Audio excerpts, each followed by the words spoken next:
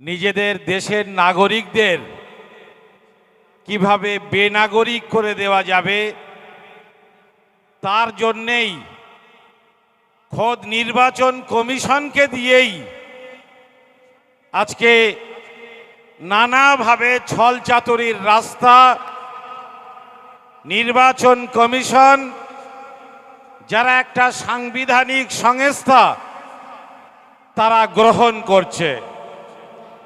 বিহারের কয়েক লক্ষ মানুষকে তারা ইতিমধ্যে বেনাগরিক করে দিয়েছেন।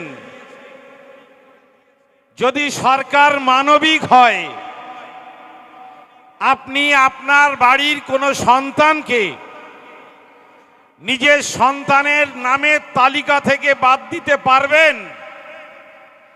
তাহলে বোঝা যাবে যে এই সরকারের চেয়ারে যারা বসে আছেন তারা মানবিক কোনো সরকার নয়, বরং এই পৃথিবীতে অনেক প্রাণী আছেন যারা ডিম পাড়েন, যারা বাচ্চা পাড়েন, আর সেই বাচ্চাগুলোকে নিজেরাই ভক্ষণ করেন। এই রকম একটা মানব জাতির দুশ্মনে পরিণত হওয়া ব্যক্তিগুলোই আজকে ভারতবর্ষের মসনদে বসেছেন। তারা আজকে এই দেশ পরিচালনার দায়িত্ব নিয়েছেন। আমি শুধু আপনাদেরকে এইটুকু বলতে চাই এবং মেটিয়া বুরুজের এই মঞ্চ থেকে আমি সরকারকে এইটুকু বার্তা দিতে চাই, জেনে রাখবেন মুসলমান এমন একটা জাতি, তাদের মেরেও শেষ করা যায় না, তাদের গুলি করেও শেষ করা যায় না, তাদের জন্মভূমিতে মানব বোমা মেরেও কিন্তু শেষ করা যায় না। ফলে মুসলমানদের শেষ করতে আসবেন না। আপনারা জানেন আফগানিস্তানের বুকে আফগানিস্তানকে শেষ করার জন্য জর্জ ডব্লিউ বুশ শপথ নিয়েছিল আফগানিস্তানকে 24 ঘন্টার মধ্যে গুড়িয়ে দেব।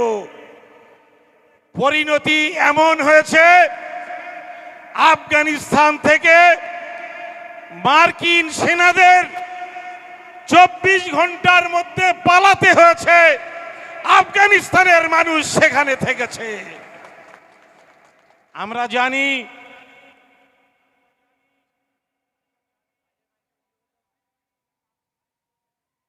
একটু কয়েকটা মিনিট বাইরের মাইকগুলো বন্ধ করে দেওয়া হয়েছে যাতে আজানের আওয়াজ শোনার ক্ষেত্রে আমার বাইরের ভাইদের যাতে ব্যাঘাত না ঘটে। একটি মসজিদের আজান হয়ে গিয়েছে, একের পর এক মসজিদের আজান হবে আলহামদুলিল্লাহ। তো আমরা যে কথা বলতে যাচ্ছিলাম যে আজকে চেষ্টা করছে ভারতবর্ষের সুপ্রিম কোর্টের সবথেকে বড় একজন আইনজীবী প্রশান্ত ভূষণ, তিনি বলেছেন যে এই দেশে মুসলমানদেরকে টার্গেট করা হচ্ছে এবং একটি শিশু থেকে বৃদ্ধ যাকেই আপনি প্রশ্ন করবেন যে নাগরিকত্ব আইন কাদেরকে টার্গেট করে করা হয়েছে, সবাই উত্তর দিয়ে বলবেন যেটা মুসলমানদের টার্গেট করে করা হয়েছে। 3 তালাক আইন মুসলমানদের টার্গেট করে করা হয়েছে। 370 ধারা মুসলমানদের টার্গেট করে করা হয়েছে। ওয়াকফ সংশোধনী আইন মুসলমানদের টার্গেট করে করা হয়েছে।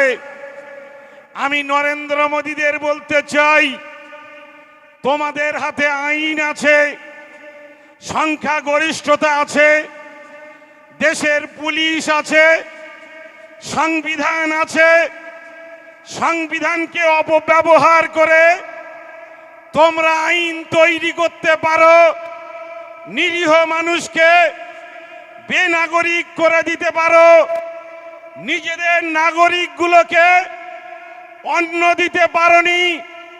স্বাধীনতার ৭৯ বছর পরেও দেশের ১০০% মানুষের বস্ত্রের ব্যবস্থা হয়নি, দেশের ১০০% মানুষের আবাসের গৃহের ব্যবস্থা হয়নি। যখন দেশের কোটি কোটি মানুষ খোলা আকাশের নিচেই রাত্রি যাপন করে, তখন তোমরা গণতান্ত্রিক পদ্ধতিতে সরকারে আসো না ভোট চুরি করে সরকারে আসো আমরা জানি না, দেশের মানুষ কিন্তু জানে।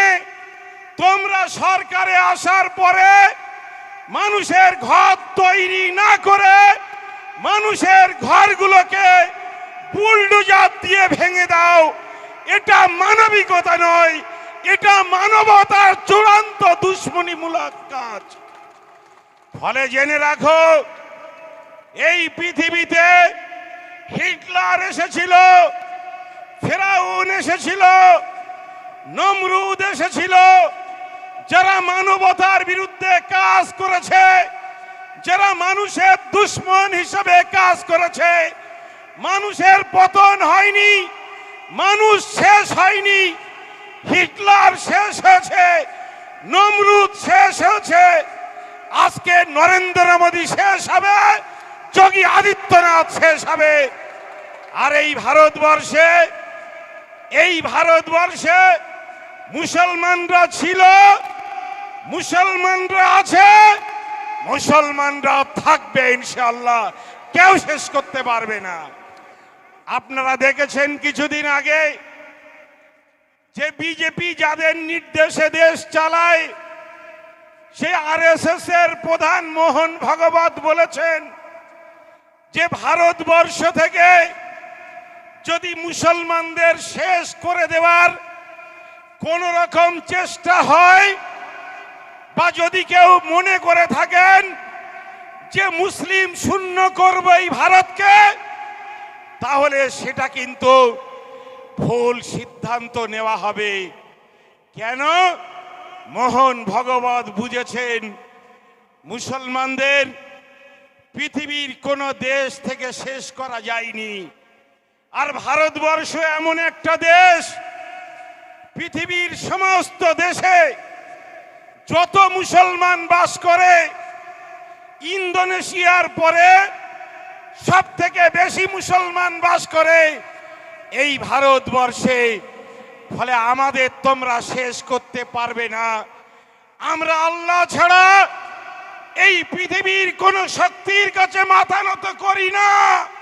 ফলে নরেন্দ্র মোদী, তোমরা ভোট কাটতে পারো, তোমরা চাকরি কাটতে পারো, তোমরা নাগরিকত্ব কাটতে পারো, সব কেড়ে নিতে পারো, কিন্তু আমার আল্লাহ আর আল্লাহর রসুলের প্রতি যে ভালোবাসা, সেটা কিন্তু তোমরা কেড়ে নিতে পারবে না।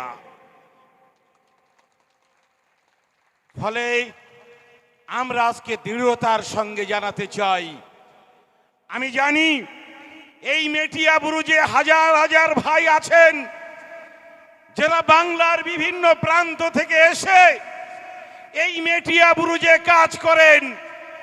আজকে ষড়যন্ত্র হচ্ছে মেটিয়াবুরুজের বিজনেসকে শেষ করে দিতে হবে। কেন?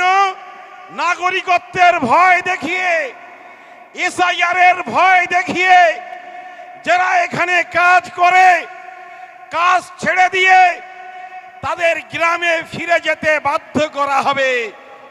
ভাই আমার, আমি জানি এটা সরকার জানেন, আমাদের রাজ্যের সরকার তারাও জানেন, পুলিশ জানেন, নির্বাচন কমিশন জানেন যে এই রাজ্যে যে মুসলমানরা বাস করে তারা এদেশের মুসলমান, এখানকার তারা ভূমিপুত্র, তারা বাংলাদেশ থেকে আসেনি, বরং বাংলাদেশ থেকে আমাদের হিন্দু ভাইরা এসেছেন। তাদের নাগরিকত্ব দিন, এটা মানবিক কারণে এই পশ্চিম বাংলার মুসলমানরা সেটা চায়, এই পশ্চিম বাংলার মুসলমানরা সেটা চেয়েছে। অনেক হিন্দু ভাইরা চাননি, বিজেপির নেতা চাননি যে বাংলাদেশ থেকে আসা হিন্দু ভাইরা নাগরিকত্ব পান।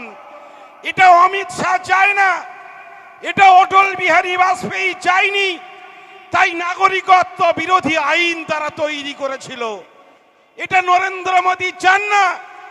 তাই আজকে নাগরিকত্ব আইন তৈরি করার পরেও বাংলাদেশ থেকে আসা হিন্দু ভাইদের নাগরিকত্ব তারা দিতে পারেনি। কিন্তু মুসলমানরা যখন ওদেশ থেকে হিন্দু ভাইরা এসেছেন, তাদের জায়গা দিয়েছেন, তাদের কাজ দিয়েছেন, ক্ষুধার্ত মানুষকে ভাত দিয়েছেন, যত রকম ভাবে সাহায্য করা যায় সব তারা করেছেন। আজকে আমি তাই ওই বাংলাদেশ থেকে আসা হিন্দু ভাইদেরকে বলবো, প্রকৃত শত্রু কারা এটা বোঝার চেষ্টা করুন। আর মুসলমান ভাই যারা এ বাংলার ভূমিপুত্র, যারা এই ভারতের ভূমিপুত্র, তাদেরকে বলবো আপনারা ভীত সন্ত্রস্ত হবেন না। লড়াই এটা সুন্নাত, জীবনের একটা অঙ্গ হচ্ছে লড়াই। আমরা আমাদের ছাত্র জীবন থেকে আজকে 50 বছর বয়স পর্যন্ত, এর মধ্যে 30 বছর বয়সে বহুবার জেলে গিয়েছি। এই 30 বছর বয়সে বহুবার ধর্ণা দিয়েছি, অনশন করেছি, কলকাতায় ঐতিহাসিক মিছিল করেছি, কিন্তু কখনো কোনো চোখ রাঙানির কাছে ভয় করিনি। কেন না, মুসলমানরা পৃথিবীর কারো মানুষের চোখ রাঙানির কাছে ভয় করে না। এটা আমাদের আদর্শ। আজকে যখন আই লাভ মোহাম্মদ সাল্লাল্লাহু আলাইহি সাল্লাম নিয়ে একটা ব্যানার তৈরি করে মানুষ যখন তাদের বাড়ির দেওয়ালে লাগাচ্ছে, ওই ভীত আদিত্যনাথ যোগীর কাপুরুষ পুলিশগুলো তারা মানুষের বাড়ির পোস্টারগুলো পর্যন্ত তুলে দিচ্ছে। কেন? ওরা ভয় পাচ্ছে বলে আই লাভ মোহাম্মদ সাল্লাল্লাহু আলাইহি সাল্লাম ব্যানারগুলো তারা তুলে দেওয়ার চেষ্টা করছে। কেন? প্রিয় রসুলের এই শান্তির বাণীতে ওদের ভয় আছে, এটাই ওরা ভয় করে। এখানে মানবতা আছে, এখানে চিরন্তন মানবতা এবং শাশ্বত সত্য দিয়ে আমার নবী করিম সাল্লাল্লাহু আলাইহি সাল্লাম গোটা পৃথিবীতে মানবতা প্রতিষ্ঠা করেছেন। ১৫০০ বছর ধরে সেই মানবতা পৃথিবীর যেখানে সূর্যের আলো পড়ে, আমার রসুলের মানবতা সেখানে পৌঁছে গেছে। পৃথিবীর এই যেখানে সূর্য ওঠে আর যেখানে সূর্য অস্ত যায়, সেখানে আমার প্রিয় রসুল সাল্লাল্লাহু আলাইহি সাল্লামের আজানের আওয়াজ ধ্বনি সেখানে পৌঁছে যায়। এটি হচ্ছে ইসলাম, এটি হচ্ছে ইসলামের শাশ্বত বাণী। পবিত্র কোরআনকে শেষ করা যায়নি। অনেকেই চেষ্টা করেছেন পবিত্র কোরআনকে শেষ করবেন, পারেনি। ফলে লড়াই একদিনের লড়াই নয়। আমি আপনাদের শুধু বলবো, অনেক ইস্যুতে আন্দোলন শেষ হচ্ছে। নরেন্দ্র মোদীদের মুসলমানদের হয়রানি করার জন্যে তাদের গবেষণাগারে গবেষণা করে অমানবিক নানা রকম পরিকল্পনার চক্রান্ত তারা ছক কষে রেখেছে। একের পর এক আসবে, লড়াইয়ের জন্য প্রস্তুত থাকুন। আমরা আইন ভাঙব না, আমরা আইন মেনেই মহাত্মা গান্ধীর মতো শান্তির পথ। এই মহাত্মা গান্ধী জাতির জনক, তিনি আমাদের প্রিয় রসুল সাল্লাল্লাহু আলাইহি সাল্লাম সম্পর্কেও বলেছেন যে পশ্চিমের আকাশে পশ্চিমে যখন অত্যাচার আর জুলুম চলছিল, তখন একটা মানবতা প্রতিষ্ঠা করার জন্যে এক ফালি একটি চাঁদের উদয় ঘটেছিল। সেই চন্দ্রের নাম হচ্ছেন মোহাম্মদ সাল্লাল্লাহু আলাইহি ওয়াসাল্লাম। তারা এই আদর্শ থেকে নিজেদেরকে উৎসাহিত করেছেন। আমরা মহাত্মা গান্ধীর পথ ধরে আমরা শান্তিপূর্ণ আন্দোলন করব। আইন ভাঙব না, আইন মেনেই আন্দোলন হবে। আইন মেনে শান্তিপূর্ণ পথে আন্দোলন করে যেমন ব্রিটিশদের বিতাড়িত হতে বাধ্য করেছিল মহাত্মা গান্ধী, আমরা একই পন্থায় সাম্রাজ্যবাদী শক্তি এবং সাম্প্রদায়িক শক্তিকে আমরা বাধ্য করব এই দেশ ছাড়তে, এই দেশের গদি ছাড়তে। এই কথা বলে আপনারা দীর্ঘক্ষণ ধরে কষ্ট করে আছেন, আবার বলবো লড়াই কিন্তু শান্তিপূর্ণ করতে হবে। নানা দল আসবে, নানা দল যাবে, কিন্তু ইসলামের জন্যে আমাদের লড়াই আর সংগ্রাম চলবে, এটা সত্যের জন্যে। যেখানে আমার হিন্দু ভাইরা আছেন, আমরা তাদের প্রতি মানবিকভাবে দায়িত্ব পালন করব, সহানুভূতিশীল হিসাবে দায়িত্ব পালন করব। এই কথা বলে সকলকে ধন্যবাদ জানিয়ে এখানে আমি আমার বক্তব্য শেষ করছি।